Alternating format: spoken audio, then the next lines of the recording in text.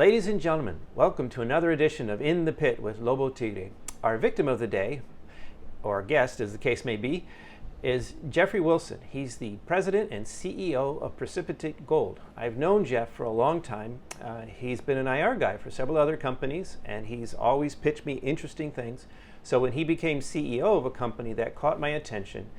And last October, the company really landed a big deal in the Dominican Republic, a property adjacent to one of the biggest gold mines in the world. So he's pretty excited about that. And I've got questions. So Jeff, why don't you go ahead and give us the overview, and then we'll get to my questions. Sure. Thanks for that, Louis, or Lobo. Precipitate is focused as a junior exploration company. We're focused in the Dominican Republic. We've been there since 2012, but a real game changer, as you mentioned, in October, where we positioned ourselves next to Barrick's Pueblo Viejo, one of the largest mines in the world. We had otherwise been very active elsewhere in country adjacent to Gold Quest's Romero deposit, where they've got about 2.5 million ounces at a pre-feas stage now and are pushing towards exploitation permitting. But the opportunity to secure some highly prospective ground in another part of the country where, while Romero is waiting for its Barrick is expanding. There are two other operating mines within about 10 kilometers of Barrick's Pueblo Viejo. Looked like a really unique opportunity for us to get positioned in a very prospective land package in what is, quite, I think, easily explained as elephant country in the Dominican Republic. Sure. Okay. Well, you get points there for being brief.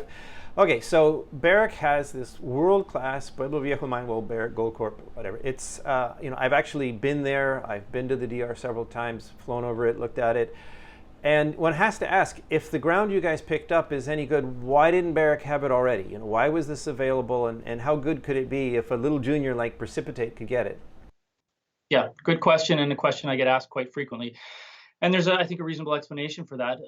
Going back in a little bit of brief history here, Pueblo Viejo was previously operated by a Dominican nationalized operation, Rosario, and they unfortunately made a bit of an environmental disaster out of the operation, and so they were forced to shut it down. And they sort of cleaned up the financial situation there, and then they put it out to bid and into the private sector. And it was Barrick at that time, actually Placer, that won the bid to acquire the existing claim block that was and makes up Pueblo Viejo. Part of the bidding process was to prevent the winning bid from acquiring anything adjacent to surrounding, because the Dominican government wanted to promote competition, additional companies coming in, and so that ground was excluded from Barrick from the onset. Moving forward, as we sort of all know, big companies, they get focused on bottom lines and operating and making this mine work and make money and profitable, and really don't spend a lot of time looking at what's around them until they get further into their mine life. We're now at a point where Barrick is getting deeper in their pits. Their grades are getting a little bit lower, and I don't want to speculate that they're running out to find new supply tomorrow, but I think they're perhaps a little bit more cognizant now of margins, grade. And I think it starts to become potentially attractive to look at some potential mineralization sort of laterally or in the surrounding area versus continuing to go deeper in the pits as they've been doing for recent years. So that's why Barrick wasn't able to acquire the ground in their initial entree into the country. And also, I've always said, companies like Barrick don't typically acquire prospective exploration ground on a hunch. I mean, they really typically tend to wait for someone else to fail a few times first, and then once a discovery of some consequence is made, the majors are typically happy to come in and pay a premium for that. It's an interesting point. It's something that I've struggled to explain to readers sometime, and maybe this is a good point to introduce it, is, we as investors in exploration, we love the 10-bagger exploration success story, like you mentioned, Gold Quest and their Romero discovery, fantastic discovery in a down market. It was like a 50-bagger or something in a down market. A tremendous success based on exploration. But it's so high risk. We like to see other people's money defray that. The joint venture, prospect generator model is one of our favorites. So we see other people's money as a great way to explore. Well, the majors aren't dumb. They have the exact same thought. In their minds, companies like you, junior exploration companies, that's other people's money. So if you can go out and do the high-risk exploration work, and they can come along and swoop in after a discovery's made, it's less risky for them. This wasn't where I'm going to go next, but since we're on the subject, this is putting the cart before the horse a bit. We haven't talked about what you're going to explore, but if you did succeed, and if Barrick decided, hey, it'd be easier to buy the neighbors next door than to go deeper, would the government allow them, given what you've just said, if they were excluded from the bidding, is that just the bidding, or would the law actually prevent them from acquiring your territory if you did make a discovery? Yeah, no, again, great question. And the answer is there's nothing to prevent them. It simply was during and in the midst of the bidding process to keep the sort of the bidding process competitive. And so, no, there's nothing to prevent them today from acquiring adjoining adjacent ground. Okay, very good. All right, well, let's talk about the rocks that you've got there, because it's not just ground next door. I looked through your presentation before we talked. I saw that there were some interesting trench results, and there even had been some drilling before historically with some interesting but not spectacular results. But presumably your geologist learned something from that, and you have a target you're excited about. So why don't you walk us through what you hope to find? Yeah, and I think, again, hopefully I'm fast tracking into something you may ask about subsequently, but one of our directors, Alistair Waddell, is a geologist, of course, and was one of the founding members of the Gold Quest team. And we talked a little bit about Gold Quest and the Romero. So during his time there, spent a lot of time in country, spent a lot of time prospecting and looking at ground elsewhere in the country, and had a history and an affinity for this land package surrounding Pueblo Viejo.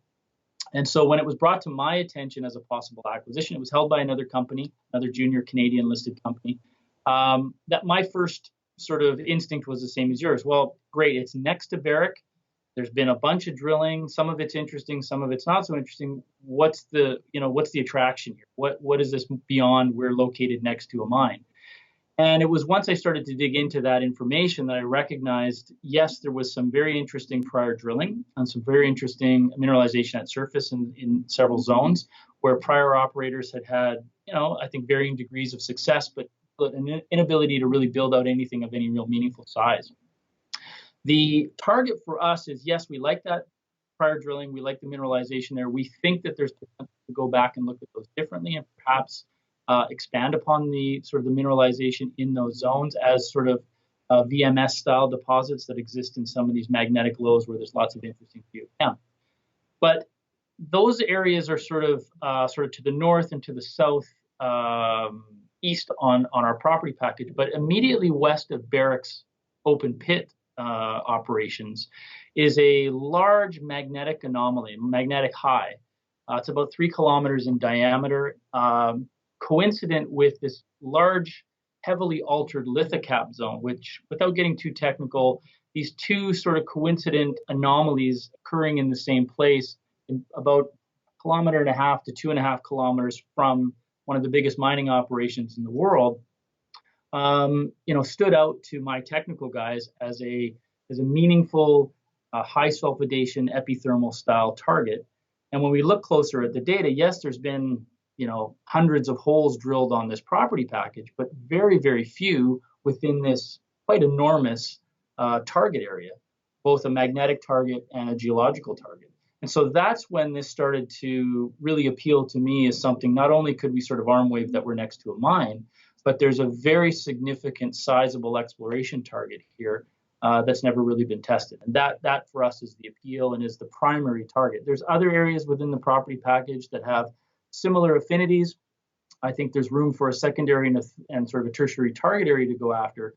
But this, what we're calling sort of the lithocap zone, is really the one that stands out and is the most obvious to us at this point. Well, that's interesting on a technical level to me, because as I recall, at least one model for Pueblo Viejo itself was that there was a lithocap that caused pooling underneath, and that's part of why it's so big and so enriched under the prior lithocap. Do you know, is it thought to be part of the same stratigraphy, the same stone that did that for Pueblo Viejo? Are you saying you have an analog? Precisely. In fact, in our corporate presentation, we've got sort of a schematic. It's a cartoon. It's hypothetical. It's drawn, but it's a mechanism for us to sort of present the thesis that we're looking to test here, which is exactly that: is that it is the same sort of catalyst or genesis for mineralization as Pueblo Viejo. The difference being that at Pueblo Viejo you have sort of you have this offset where Pueblo Viejo's weathering profile, the lithocap has been eroded away. On the precipitate ground, the theory is that lithocap still remains, and therefore situated relatively shallow, beneath this what we hope is sort of a veneer, a relatively thin lithocap zone. There could be this same pooling of mineralization near surface. So that's the thesis that we're currently doing work to try to advance towards an initial phase of drilling to prove that. Okay, well that sounds exciting. It sounds like potentially a really big target. I get it. Go big or go home. That's neat. But for the very same reason, the lithocap would tend to obscure what's underneath. So how do you target drilling? The surface work you might do, the geochem, fluids might go sideways up some fissure or crack somewhere and not be representative of where the good stuff is underneath. So maybe this is more technical than we want to get into today, but can you tell us about how you target your drilling and how much drilling it would take? Because you could have a half a dozen initial targets and miss on the first 5, and the 6th one could be the one that makes it all work. Correct. Yeah. I think that there are certain characteristics that we are looking for with respect to, we've just completed and announced a ground geochemistry survey or a soil sampling survey. So again, our expectation, for the reasons you just outlined with respect to lithocap, our expectation is not that we're necessarily going to find this one, homogeneous big gold anomaly that says, drill here, my son. I think it's more likely that what we're looking for here is trace elements, pathfinder elements, the kinds of mineralization, anomalous mineralization that you would expect to identify in and around a system, a high sulfidation epithermal system. We are seeing some gold and some silver and some copper at surface in these soil anomalies. But we're seeing a lot of sort of multi-element anomalies that, again, give us some indication that there's some sort of a mineralizing event potentially beneath surface. But the more useful tool for us at this point is we've recently just conducted, and we'll have results shortly, on a ground magnetic survey. So again, we have this historic data that we've inherited from previous operators, which is an airborne generated magnetic survey. But that sort of gives you this sort of broad stroke, here's a big magnetic high. Within that, of course, there are going to be highs and lows on a much more detailed level within it. And that will give us indications of structure. And we're looking at lithology, as you mentioned in your Pueblo Viejo analogy. So there are some of these details. And as well, we've engaged a real high-level crew, we believe, to go in and do some surface mapping as well, to really better understand and map the geology here at surface so that we can start to pinpoint how and where we want to drill this. It is going to be a little bit of a process of elimination. So again, I certainly don't want to indicate that we're going to go in and hole 1 is going to, ring the bell and we're all going to be heroes. But certainly we can use the geochemistry, the geophysics, and the mapping as a vectoring tool. We're lucky that we have, sort of an analog next door. No two deposits are the same, but I think we have some sort of a precedent to sort of rely upon in terms of how we want to explore. And it really will be the fortunate thing is it's a relatively shallow target. So we're talking holes of 150 to maybe 400 to 500 meters depth tops. So that gives us an opportunity to drill a number of holes, on a relatively. Let me jump in on that. I was going to ask, and that seems very vital, actually, to this particular exploration play. How do you know the lithocap is that thin? Is it exposed on a cliffside somewhere you can see how thick the rock unit is, or how do you know? There are some prior drill holes in and around the periphery by prior operators. So we do have some historic core. We do have some historic data that gives us some indications of the extent of the lithocap. It obviously varies, but it's relatively. Our expectation is that it'll be relatively thin with over the target area. I appreciate your caution in the wording and our expectation there. Yeah, but no, this is interesting. So what you're saying is, it's not a Hail Mary roll the dice on a 1,000-meter hole that may or may not have anything, but you can do a bunch of holes, relatively shallow holes, and test the hypothesis on different targets, defined by the surface geology, but not too much weight on any one particular hole at a reasonable price. For the price of a 1,000-meter hole, you should be able to drill, you know, 4 or 5 200-meter holes and maybe give it a better test. Is that the plan? That's exactly right. Yeah, I think that having said all that, as a bit of a sidebar, there certainly is the potential for a deeper seated porphyry source to all of this mineralization in the area. That's something that we've heard speculation that even our neighbors are starting to contemplate as well. And so I think that the potential, that sort of a two-pronged sort of play here, is that the near surface shallow mineralization within a high sulfidation epithermal, but also the potential, and it's not necessarily something that a junior, a small cap junior wants to necessarily go after, but the potential for, some deeper seated mineralization of a porphyry style is also there as well. So that's part of our model, but I think we need to, play to our strength a little bit here. And I think the multiple pierce points in a relatively broad, shallow target makes. Sure, that makes sense to me. And who knows, if you get Romero-style results, you'll be able to raise the money and go after the big enchilada yourselves at some point. But okay, let's stick with the more probable scenario here, or hopeful scenario. So that sounds like a reasonable plan. How much will that cost, and how much do you have in the bank, and how do we get there? Well, we're fortunate in that all of the properties that we have in the project portfolio are 100% owned. So the acquisition for this asset surrounding Barrick, we did in a one-shot transaction, very light on cash. It was $25,000 cash. Yeah, I noticed that it's all shares. Yeah, and shares that are escrowed out, the majority of which aren't free trading for 3 years. So it was an ability for us to kind of maintain our cash for what's important and what's revenue or sort of market driving, rather than handing it over to the company. So all of our projects are owned. Our treasury is discretionary, and we're certainly well equipped to do the work that we have predominantly already completed with respect to the geophysics and the geochem and the mapping to get to a drill stage. Clearly, to do the kind of drilling that we would contemplate for this target, I think that we could be looking at a budget. Again, I'm maybe a bit premature to get into too much detail on this, but I think somewhere in a $750,000 to maybe $1.2 million at the high end to get ourselves somewhere close to 5,000 meters of drilling is, I think, realistic. And that's an all-in. That's assays, crews, getting in and out, the whole enchilada. And so, yeah, clearly, in order for us to get to that point where we can get the drills turning, so depending on the depth of each hole, 10 to 12 or 13 holes plus or minus.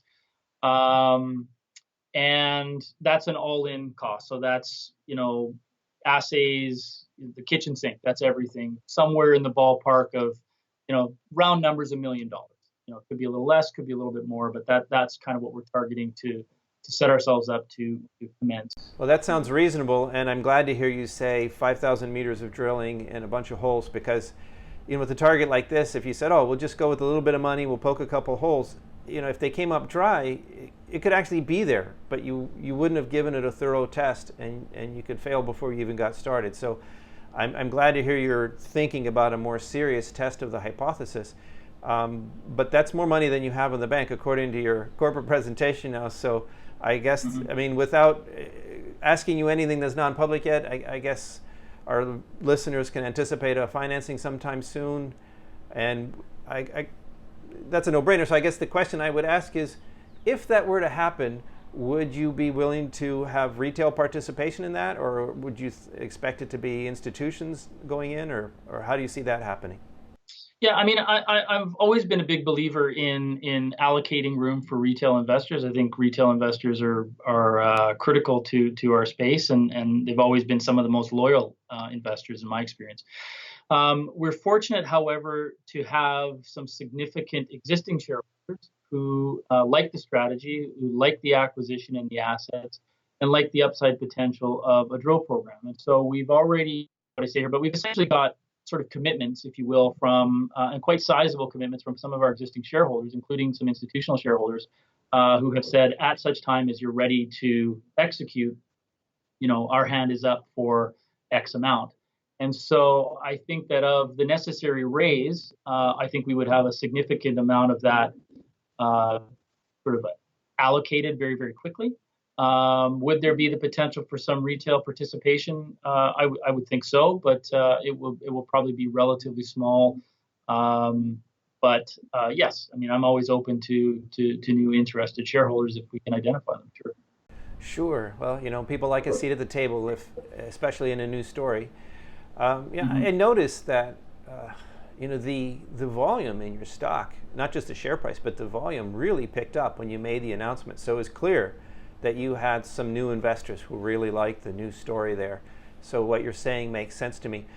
Just to sort of cap that off, is that the only missing domino piece, or is there any permitting or environmental issues or other on-the-ground issues in the DR that need to be settled before you can drill, or is it just the money?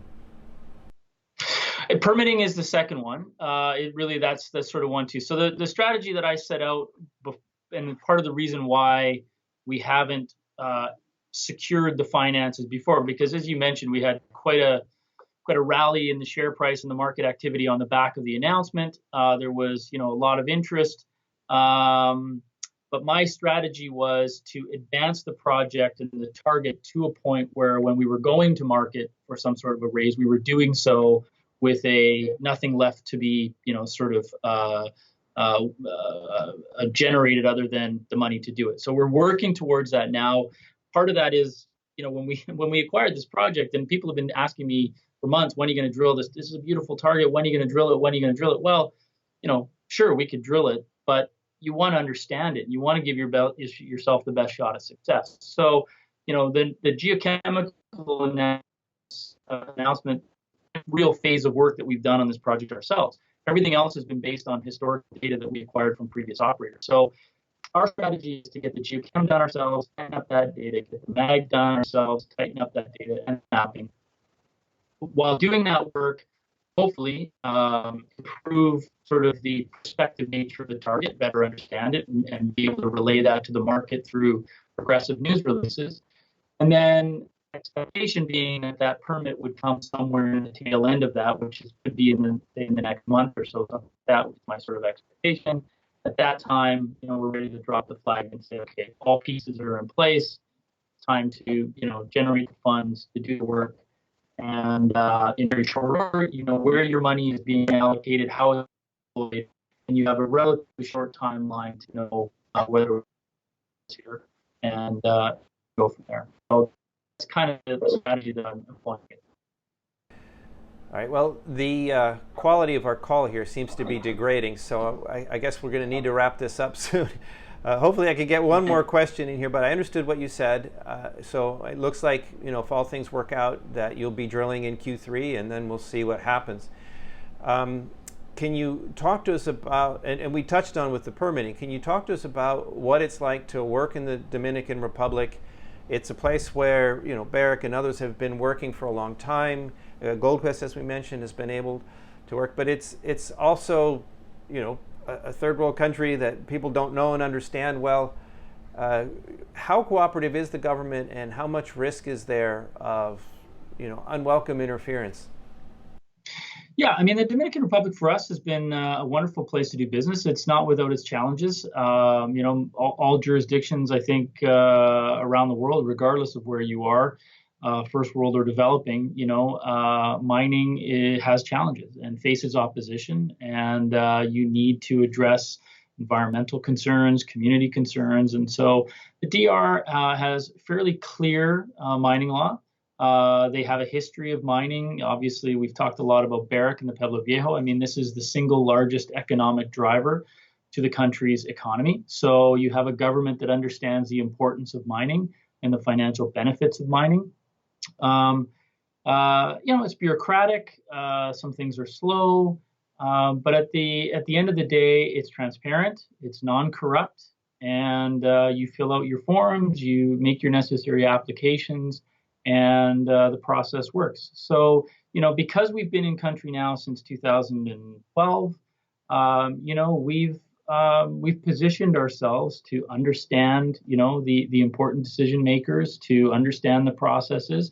And, you've got to have good in-country personnel. And we're fortunate to have some very key people in country for us who are able to spend time at the mining department's office, who know as I've come to know, the Ministry of Mines people, the legal department, the minister himself. So the benefits of working in a smaller, sort of less developed, emerging country like the Dominican Republic is, I don't know how difficult or easy it would be to get a meeting with the Minister of Mines in Canada, but I can get one. I've got a cell phone contact to the minister in the Dominican Republic, and at a moment's notice, I can go to the office and have a meeting. And for that reason, we're able to get things done pretty efficiently. So. It's challenging as lots of parts of our business are, but I think as a jurisdiction, it's a country that wants to see mining grow and is taking steps to improve the playing field, if you will, for foreign investment. Okay, well, since our connection is good, I got one more vicious question for you that I ask everybody, and that's the skin in the game question. It says in your presentation that insiders own 10%, but how much of that is cash that you personally have put into this business and other insiders versus just options that you got given for taking fancy hats and titles? Well, as you know, my entry into Precipitate came not at the onset and at the sort of the seed round financing stage. So my share position is purchased. Most of it's purchased at an average cost that I would say is well in excess of where the market is trading today. So I came in when I first took the position at Precipitate back in late 2012, early 2013. I had indicated to the existing team and board there that I wasn't interested in working solely for a paycheck, that I wanted to have a vested interest in the company. At that time, I was able to get positioned with about 1.5 million shares that I bought partly in the open market, partly through the outgoing president. And have participated in every financing since then. We've actually been fairly, and maybe I get criticized by some, we've been fairly shrewd and sort of selective with our stock option issuance. We haven't really doled ourselves out a whole bunch of cheap stock options when the market bottoms. We've tended to try to align ourselves with the shareholder base and look back in history at kind of where the chart has performed and where our stock options have been issued. We try to, again, be mindful of the fact that we want to be aligned with the shareholder base. So my interest in the company, I've probably got somewhere between 1.5 million and 2 million shares. I purchased those shares, as I said, either in the market or at sort of market pricing. No super discounted seed stock, private stage stuff for me. So myself, my management team, my vice president of exploration, similar boat. We're heavily invested in this company out of our own pockets, and our upside in this is not a paycheck. It's our share position and seeing it succeed. Well, that's what we want to hear. Okay, well, thank you very much for sitting still for my questions, and we wish you the best of luck. Keep us posted. Thanks for having me. Appreciate it.